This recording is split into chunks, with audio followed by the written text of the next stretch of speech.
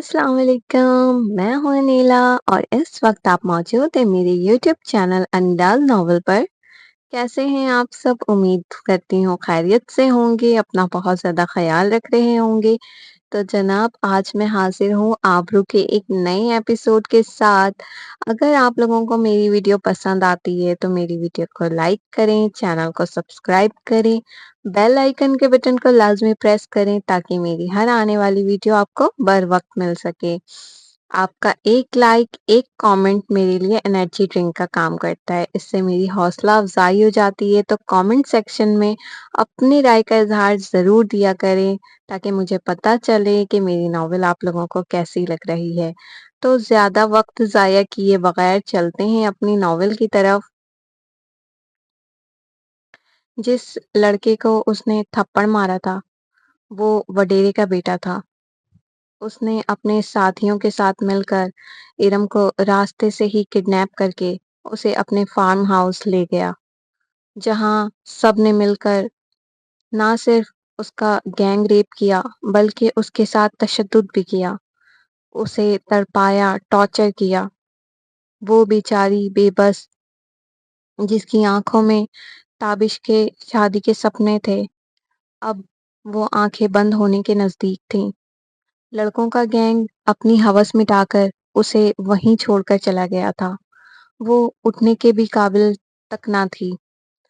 आंसू थे कि थमने का नाम न लेते थे। टेबल पर रखी फ्रूट की छुरी उसने उठाई और एक झटके में अपने पेट में दाखिल कर ली। उसने वहां दीवार पर अपने खून की उंगलियों की मदद से ताबिश, इरम हमेशा से तुम्हारी है और तुम्हारी ही रहेगी। मुझे माफ कर देना, मैं तुम्हारे आने का इंतजार नहीं कर पाई। मेरे जाने का वक्त हो गया है। हम अब उस जहां में मिलेंगे। ये जुमला लिखकर इरम अपनी जिंदगी की बाजी हार गई। ताबिश जब कराची वापस आया तो इरम ना मिली। वो परेशान हुआ। उसका एक दोस्त जूनियर असलम था जिसने उन आवारा लड़कों की प्लानिंग सुन ली थी। उसने उनका पीछा किया था, लेकिन वो जब वहां पहुंचा तो बहुत देर हो चुकी थी। वो बहुत डर चुका था, इसलिए 2 दिन से कॉलेज भी नहीं आया था। लेकिन जब उसे पता चला ताबिश कराची आ गया है तो वो उससे खुफिया तरीके से मिला, फिर उसे सारी सच्चाई बताई। ताबिश की तो जान ही निकल चुकी थी ये सुनकर कि इरम अब इस दुनिया में नहीं रही।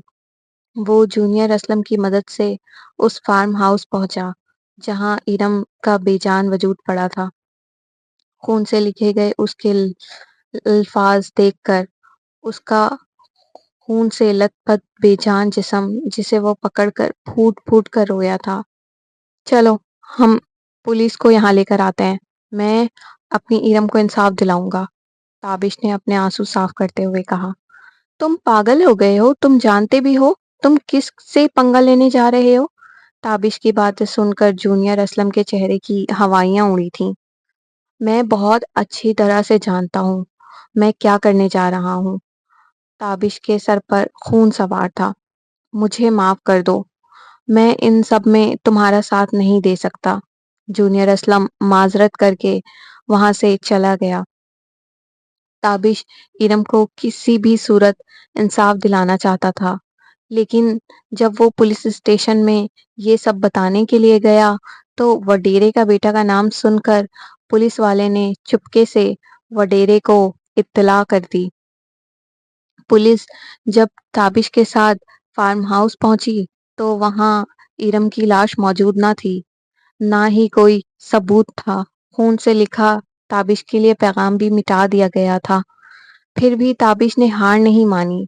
वो कोशिशें करता रहा, लेकिन उसे कुछ हासिल ना हुआ। वो इरम को इंसाफ नहीं दिला पाया और बदले की आग आज भी उसके सीने में जल रही थी। वडेरे का बेटा मुल्क छोड़कर फरार हो चुका था। वडेरे ने पुलिस के साथ जज को भी खरीद लिया था। वडेरे का बहुत पावर था। वो ताबिश एक मामूली मेडिकल स्टूडेंट था। वो ना तो उस वडेरे का कुछ बिगाड़ पाया, ना ही उसके भगोड़े बेटे का, जिसकी वजह से उसके सीने में आज तक बोझ है और वो बार बार शादी से इनकार करता है। ایک دن اس نے ارم کے بے جان وجود کو اپنے ہاتھوں میں تھام کر قسم کھائی تھی کہ وہ اسے انصاف دلائے گا۔ 2 سال سے زیادہ کا وقت گزر چکا تھا لیکن وہ اپنی قسم کو پوری کر نہیں پایا تھا۔ اندھیرے سے ڈوبے کمرے میں تنہا بیٹھا تابش اپنی ماضی کی کرب سے خود کو اذیت دے رہا تھا۔ موبائل اسکرین پر ارم کی تصویر دیکھ کر آنکھوں سے مسلسل آنسو جاری تھے۔ زاویار آفس سے آنے کے بعد اپنے روم میں آ کر کبٹ سے اپنے کپڑے نکالنے لگا تو وہاں اس کو اپنے کپڑے موجود نہ تھے۔ ریشما، آواز زاویار نے بلند آواز سے ریشما کو آواز دی۔ جی صاحب جی، ریشما بھاگتی ہوئی آئی۔ میرے سارے کپڑے کہاں ہیں؟ صاحب جی، وہ دلہن بیگم اپنے پرانے کمرے میں لے گئی ہیں۔ آبرو میرے کپڑے وہاں لے گئی ہے؟ اس نے ناسمجھی سے پوچھا۔ جی صاحب جی، دلہن بیگم نے کہا ہے کہ اب آپ اسی کمرے میں رہیں گے۔ صاحب جی، میں جاؤں؟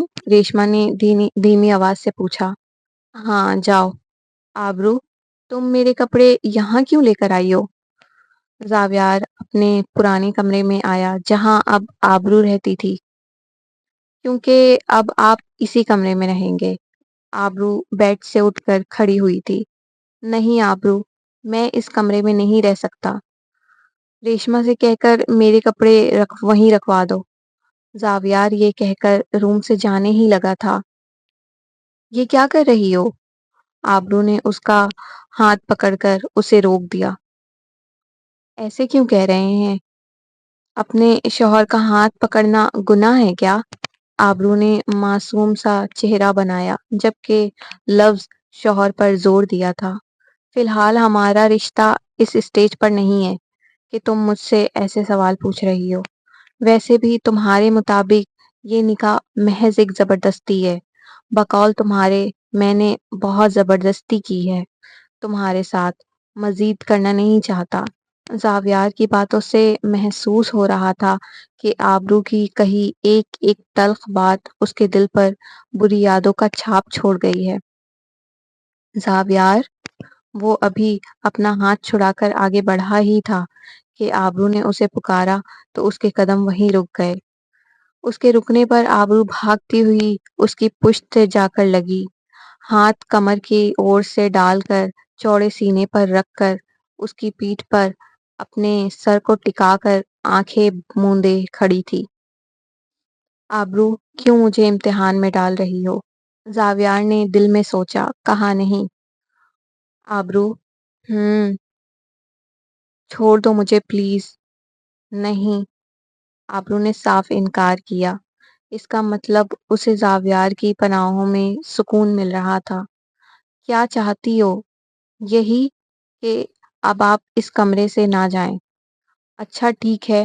تمہاری ضد کے آگے زاویار عالم نے ہار تسلیم کی۔ اب خوش؟ بہت زیادہ۔ وہ اب بھی زاویار سے اسی طرح چپکی ہوئی تھی۔ اب تو میں یہی ہوں، اب تو مجھے چھوڑ دو۔ زاویار اپنے سینے سے اس کے نازک ہاتھوں کو چھڑانے لگا۔ چھوڑنے کے لیے تھوڑی اس کمرے میں بلایا ہے۔ آبرو نے آنکھیں موندے کیا کہہ دیا تھا وہ خود بھی بول کر حیران تھی۔ تو پھر کس لیے بلایا ہے اس کمرے میں؟ زاویار کے چہرے پر تاثر شرارتی ہوئے تھے۔ اس کی باتیں سن کر آبرو نے ٹھک کر کے اپنی آنکھیں کھولیں، پھر یکدم اس سے دور ہٹی۔ بتاؤ، تم نے میری باتوں کا جواب نہیں دیا۔ زاویار کی آنکھوں میں چھپی شرارت آبرو کو صاف نظر آ رہی تھی۔ میں وہ ہاں وہ میں اکیلے بور ہو جاتی ہوں نا، اس لیے آپ کو یہاں بلایا ہے۔ آبرو کو وقت رہتے ہی بہانہ یاد آ گیا تھا تو اس نے شکر ادا کیا۔ واقعی؟ زاویار نے زور دیتے ہوئے کہا۔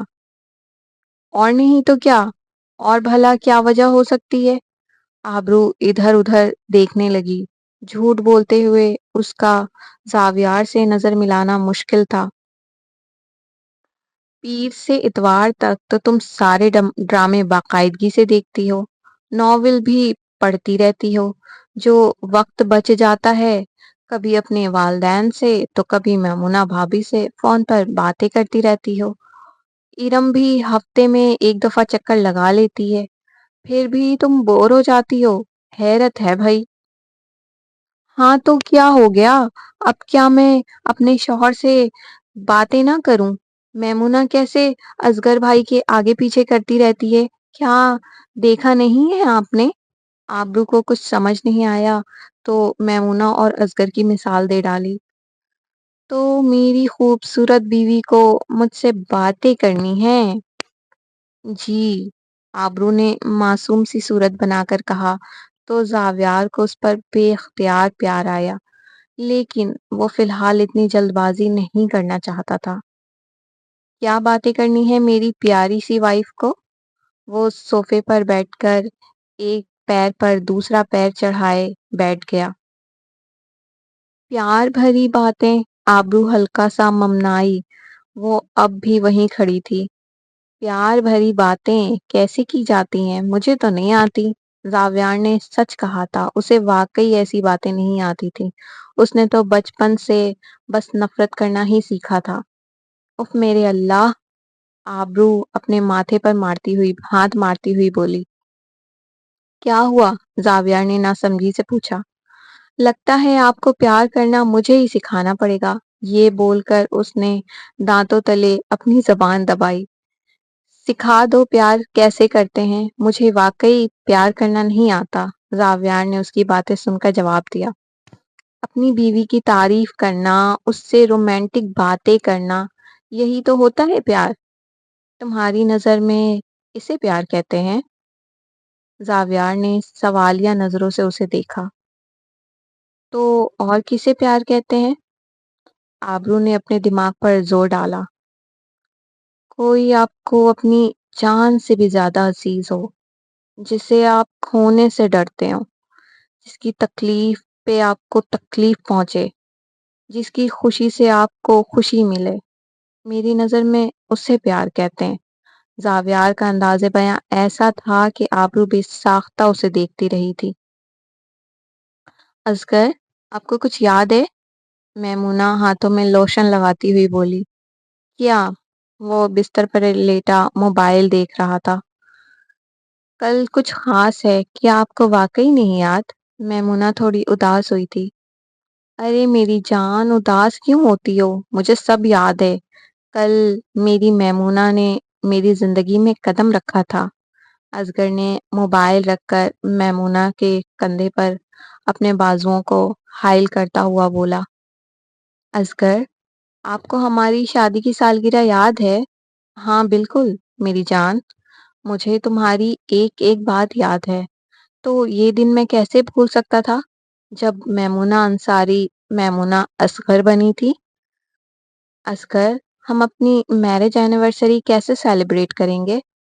جیسے میری جان چاہے گی بالکل ویسے۔ ہم بڑی سی پارٹی رکھتے ہیں۔ مجھے سب کو بتانا ہے کہ میں اپنے اصغر کے ساتھ کتنی خوش ہوں۔ جو حکم میرے آقا، اور کچھ؟ میمونہ نے نفی میں سر ہلا دیا۔ چلو پھر شادی کی سالگرہ کا تحفہ دو، اصغر نے میمونہ کے پنک ہونٹوں کو دیکھ کر کہا۔ تحفہ میں کیوں دوں؟ آپ دیں گے؟ میمونہ نے اس کی باتوں کا مفہوم سمجھے بغیر ہی کہا۔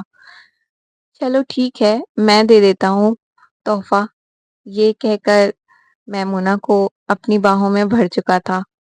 اصغر، بہت برے ہیں آپ، میمونہ اپنی شرم کو چھپانے کی کوشش کرتے ہوئے بولی۔ ہاں ہاں ہاں، ایسے تو تم شرم سے لال ہوتی ہو تو مجھے بہت حسین لگتی ہو۔ چلو اب سو جاؤ، صبح پارٹی کی تیاریاں کرنی ہیں۔ جی اصغر۔ وہ اصغر کی پناہوں میں قید ہو کر گہری نیند سو گئی۔ زاویار، آبرو نے بہت پیار سے پکارا۔ زاویار نے اس کا لہجہ نظر انداز کرتے ہوئے کہا، جو صوفے پر بیٹھا بظاہر لیپ ٹاپ میں مصروف تھا۔ اتنی رات ہو گئی ہے، کب تک سوئیں گے آپ؟ تم سو جاؤ، مجھے کچھ کام ہے، میں وہ مکمل کر لوں پھر سو جاؤں گا۔ آبرو اسباب میں سر ہلا کر اپنی چادر اوڑھ کر سو چکی تھی۔ زاویار آبرو کے پاس آیا، اس کے سر کے بال سہلانے لگا۔ آبرو میری جان، تم سے یہ دوری میری مجبوری ہے، لیکن میں تمہیں دوبارہ نہ کھو دوں، صرف اس لیے میں تم سے دور ہوں۔ میں اب اور کوئی بے وقوفی نہیں کرنا چاہتا۔ جب تک تم پورے دل سے مجھے قبول نہیں کر لیتی، میں تمہارے نزدیک نہیں آؤں گا، یہ میرا وعدہ ہے۔ اس نے آبرو کے ہاتھ کو بہت پیار سے چوما، پھر صوفے پر چلا گیا۔ آبرو جو سوئی نہیں تھی، صرف سونے کی اداکاری کر رہی تھی، اس نے زاویار کی ساری باتیں سن لی تھیں۔ اب وہ خود اپنے منہ سے کیسے کہتی کہ اسے زاویار پسند آنے لگا ہے؟ وہ خود زاویار کی پناہوں میں آنا چاہتی ہے۔ آخر شرم نام کی بھی کوئی چیز ہوتی ہے، لیکن اس نے فیصلہ کر لیا تھا۔ اب وہ اپنی محبت سے زاویار کو اتنا مجبور کر دے گی کہ وہ خود ہی آبرو سے دوری برداشت نہیں کر پائے گا۔ آبرو نے تیز تیز چیخنا شروع کر دیا۔ کیا ہوا آبرو؟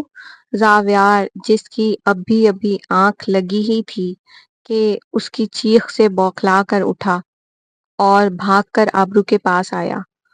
زاویار، میں نے بہت ڈراؤنا خواب دیکھا، مجھے بہت ڈر لگ رہا ہے۔ وہ زاویار کے سینے سے لگی، اس کی پیٹھ پر اس کی شرٹ کو اپنی مٹھی میں بھینچ کر بولی، ریلیکس، صرف ایک خواب تھا اور کچھ نہیں، تم رکو میں پانی لاتا ہوں۔ وہ آبرو کو خود سے دور کرتے ہوئے اٹھا تھا۔ آبرو کو خود سے دور کرنا اس کے لیے کتنا مشکل تھا، یہ اس وقت کوئی زاویار عالم سے پوچھتا۔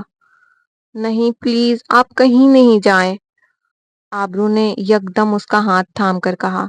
زاویار کی پشت آبرو کی جانب تھی، وہ وہیں ٹھہر گیا تھا۔ اس نے اپنی آنکھوں کو زور دیتے ہوئے زور سے بند کیا تھا۔ آبرو اس کے ضبط کا بار بار امتحان لے رہی تھی۔ آبرو، کیا ہو گیا ہے؟ پرسکون رہو، میں پانی لے کر آتا ہوں۔ زاویار اپنا ہاتھ چھڑا کر سائڈ ٹیبل پر رکھی پانی کی بوتل سے گلاس میں پانی ڈال کر اسے پانی پلایا۔ اب ٹھیک ہے؟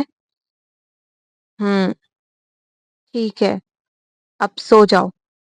کچھ نہیں ہوتا، یہ کہہ کر وہ بیڈ سے اٹھنے ہی لگا تھا۔ آبرو نے اس کے بازوں کو پکڑ کر روک دیا۔ زاویار، مجھے ڈر لگ رہا ہے، آپ میرے ساتھ بیڈ پر سو جائیں۔ کچھ بھی نہیں ہوتا، بس ایک خواب ہی تو تھا، سو جاؤ اب۔ نہیں، آپ میرے ساتھ رہیں۔ آبرو نے بازوؤں کو اب تک جکڑا ہوا تھا۔ میں تمہارے ساتھ ہی تو ہوں، اسی کمرے میں، تم کیوں ڈر رہی ہو؟ زاویار نے آنکھ کے اشارے سے صوفے کو دکھایا۔ وہاں نہیں، یہاں میرے ساتھ بیڈ پر رہیں، آبرو نے ضد لگائی ہوئی تھی۔ ہاں ہاں ہاں، تم تو چھوٹی بچی کی طرح حرکتیں کر رہی ہو، زاویار نے کہکا لگایا۔ میں بچی ہی تو ہوں، اس نے اپنا چہرہ مزید معصوم بنا کر دکھایا۔ اچھا میری چھوٹی سی معصوم سی بچی، اب سو جاؤ، رات بہت ہو چکی ہے۔ نہیں، آبرو نے اپنے ہونٹ باہر نکال کر نفی میں سر ہلایا۔ کیوں؟ آپ میرے ساتھ یہاں بیڈ پر سوئیں گے جب ہی میں سوؤں گی، ورنہ پوری رات جاگی رہوں گی، آبرو نے دھمکی دینے کے انداز میں بولا۔ اچھا ٹھیک ہے، میں یہیں تمہارے پاس ہوں، یہ کہہ کر زاویار آبرو کے برابر میں آ کر بیڈ کے کراؤن سے ٹیک لگائے پیر سیدھے کر کے بیٹھ گیا۔ اس کا ارادہ تھا آبرو جب گہری نیند سو جائے گی تو وہ اٹھ کر صوفے پر چلا جائے گا، لیکن وہ نہیں جانتا تھا آبرو بہت ہوشیار تھی۔ اس کی ضد تھی کہ زاویار اس کے ساتھ سوئے، تو وہ اپنی ضد پوری کروانا جانتی تھی۔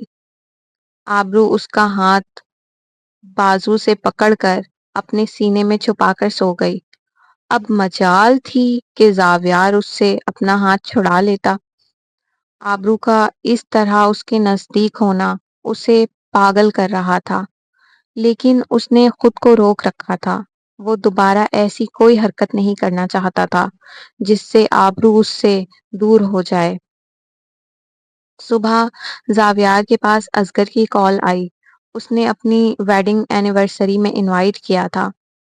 آبرو نے یہ خبر سنی تو بہت خوش ہوئی۔ 2 دن بعد اس کی بھی تو ویڈنگ اینیورسری تھی۔ تم شام میں تیار رہنا، ہمیں جلدی ہی نکلنا ہوگا۔ اصغر اور میمونہ بھابی کا یہ بہت خاص ایونٹ ہے، ہم لیٹ نہیں ہو سکتے۔ میں آفس سے اپنے کام نپٹا کر جلدی آ جاؤں گا، زاویار نے ناشتہ کرتے ہوئے کہا۔ آبرو نے اسباب میں سر ہلا دیا۔ وہ زاویار کو باہر تک سی آف کرنے آئی تھی۔ زاویار سیدھا جاتے ہوئے اچانک رکا، پھر واپس آبرو کی جانب پلٹا، اس کی پیشانی پر پیار سے بوسہ دیا۔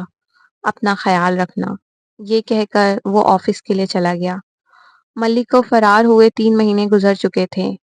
ولی کی دن رات کی کوششوں کے بعد اسے پتہ چلا کہ ملک کی سرپرستی کوئی ظفر کر رہا تھا۔ اس کا مقصد نہ صرف جعلی میڈیسن کا کاروبار کرنا تھا، بلکہ وہ انڈر ورلڈ میں بھی اپنی راہ ہموار کرنا چاہتا تھا، جس کے لیے زاویار کو راستے سے ہٹانا بہت ضروری تھا، کیونکہ زاویار کا ہولڈ پورے اسلام آباد میں تھا۔ دورانی بھی اس کے آگے ادب سے جھک جایا کرتا تھا، جو ظفر کو کافی نقصان پہنچا رہا تھا۔ ظفر نے ملک کو اسی لیے ہائر کیا تھا تاکہ وہ زاویار کو رستے سے ہٹا سکے، لیکن ملک کی نیت زاویار کی بیوی پر خراب ہو گئی تھی، جس کی وجہ سے ظفر کا بنا بنایا گیم خراب ہو گیا تھا۔ اب ظفر زاویار کو راستے سے ہٹانے کا نیا پلان تیار کر رہا تھا۔ اس نے ملک کو آخری موقع دیا تھا، یا تو وہ زاویار کو جان سے مار کر اس کی بیوی کو حاصل کر لے یا خاموشی سے خود پیچھے ہٹ جائے۔ ملک نے پہلا آپشن چنا تھا۔ اب ملک کسی بھی صورت زاویار کو مارنا چاہتا تھا، کیونکہ جب سے اس نے آبرو کو دیکھا تھا اس کے حسن کا دیوانہ بن گیا تھا۔ آبرو کو حاصل کرنے کے لیے اسے زاویار کو مارنا ضروری تھا، ورنہ وہ کبھی بھی اپنے مقصد میں کامیاب نہیں ہو سکتا تھا۔ ملک چپکے چپکے ساری پلاننگ کر کے بیٹھا تھا، جبکہ جس کی خبر نہ تو زاویار کو تھی اور نہ ہی ولی کو۔ اسے بس صحیح موقع کا انتظار تھا۔ ولی اس کی ڈھال تھا۔ زاویار کو راستے سے ہٹانے کے لیے اسے پہلے ولی کو راستے سے ہٹانا ضروری تھا، مگر یہ اتنا آسان نہیں تھا۔ اگر ولی پر کسی قسم کا کوئی حملہ ہوتا تو زاویار ویسے ہی چوکنا ہو جائے گا، اس لیے ملک نے اس کے لیے ایک الگ ہی پلان سوچا تھا۔ زاویار کام نپٹا کر جلدی گھر پہنچا، کیونکہ انہیں اصغر اور میمونہ کی ویڈنگ اینیورسری میں شرکت کرنی تھی۔ رخسانہ بی بی، آپ گھر چلی جائیں۔ زاویار گھر آیا تو رخسانہ بی بی اپنے کام نپٹا کر بیٹھی تھی۔ جی صاحب جی، آپ کچھ کھائیں گے؟ رخسانہ بی بی نے سوال کیا۔ نہیں، آپ گھر چلی جائیں۔ اچھا سنیں، آبرو کہاں ہے؟ جی دلہن بیگم تو کمرے میں ہے، تیار ہو رہی تھی۔ ٹھیک ہے، آپ جا سکتی ہیں۔ رخسانہ بی بی اسباب میں سر ہلا کر اپنے گھر چلی گئیں۔ زاویار بھی تیار ہونے کے لیے روم میں آیا۔ ابھی وہ دروازے پر ہی کھڑا تھا تو اس کے ہوش اڑے تھے۔ آبرو ڈریسنگ ٹیبل کے پاس کھڑی اپنی زپ کے ساتھ کشتی کر رہی تھی۔ چہرے کی بیزاریت سے معلوم ہو رہا تھا یہ کشتی کافی دیر سے چل رہی ہے۔ گولڈن کلر کی خوبصورت ڈیزائنر میکسی، جس میں نفیس باریک کام کیا ہوا تھا، جو اس کی باڈی پر بالکل فٹ بیٹھ رہی تھی۔ زاویار کے حواس زائل تو تب ہوئے تھے جب اس کی نظر اس کی ناگن جیسی پتلی کمر پر پڑی تھی۔ وہ نظر انداز کرنے کی کوشش کر رہا تھا، لیکن نظر بار بار آبرو کی گوری پیٹھ پر چلی جاتی تھی۔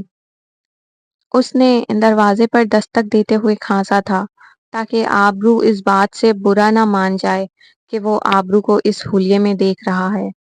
زاویار، آپ آ گئے، دیکھیں نا یہ زپ تو مجھ سے بند ہی نہیں ہو رہی۔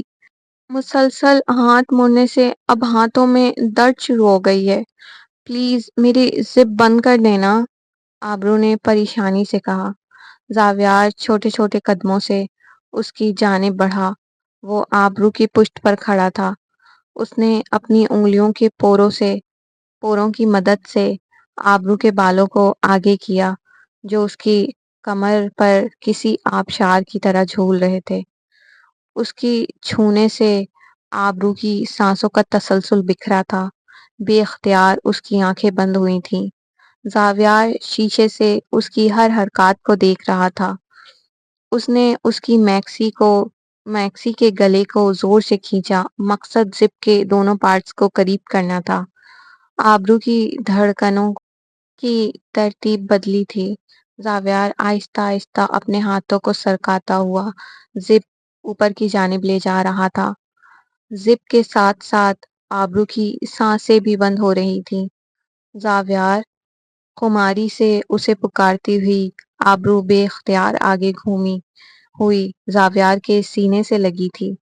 زاویار کا چوڑا سینہ، 6 فٹ 4 انچ اونچا لمبا قد، پھر اس کے جسم کی بھینی بھینی مہک آبرو کو بے قرار کر چکے تھے۔ آبرو پلیز چھوڑو مجھے، کیا کر رہی ہو؟ اس نے بامشکل کہا۔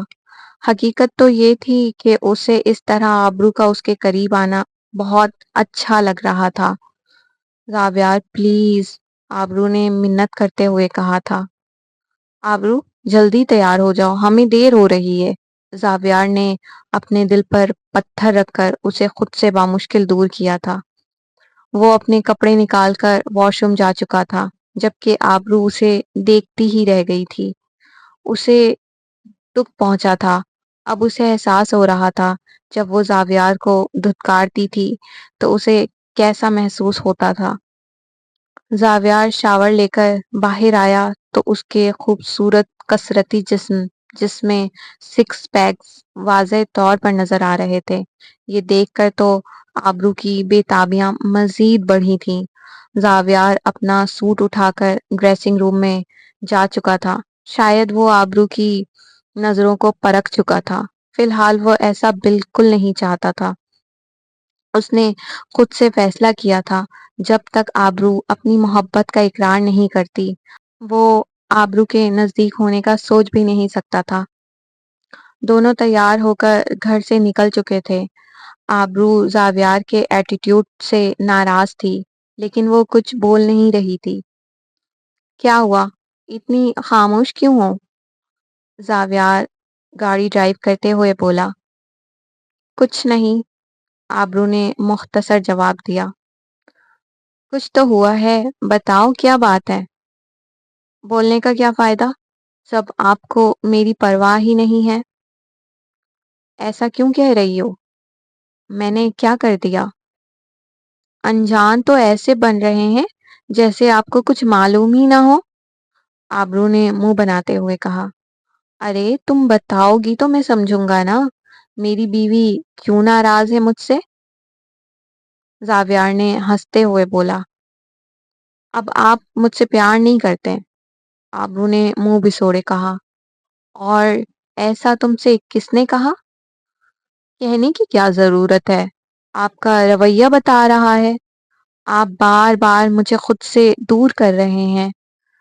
آبرو، میں تمہیں خود سے دور نہیں کر رہا، بلکہ تمہیں بس اس رشتے کے لیے کچھ وقت دے رہا ہوں۔ جب تمہیں واقعی لگے یہ زبردستی کا رشتہ نہیں ہے بلکہ تمہیں مجھ سے محبت ہے، جب ہی ہم اس رشتے کو آگے بڑھائیں گے۔ زاویار کی باتیں سن کر آبرو بالکل خاموش تھی۔ آج کے ایپیسوڈ کا اختتام ہوا، تو آپ لوگوں کو یہ ایپیسوڈ کیسی لگی اپنی رائے کا اظہار کامنٹ سیکشن میں ضرور دیا کریں، تاکہ مجھے پتہ چل سکے کہ آپ لوگوں کو میری ناولز کیسی لگتی ہے۔ اس سے مجھے ناول لکھنے میں اور آسانی ہو جاتی ہے اور میرا جذبہ پیدا ہو جاتا ہے۔ تو مجھے اپنی دعاؤں میں یاد رکھیے گا، اپنا بہت زیادہ خیال رکھیے گا۔ اللہ حافظ۔